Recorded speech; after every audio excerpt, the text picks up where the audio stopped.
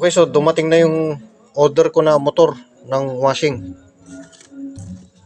So nabili ko siya ng 783. Yan, so kasama na yung shipping fee. Ngayon, i-check natin kung good yung motor na pinadala. Gamit tayo ng tester. Nakasit sa 200 ohms. Yan. Ngayon, check natin yung winding niya.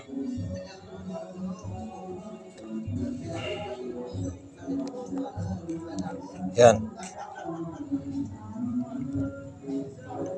Unahin natin itong pula. 53. Dilaw. 52.2.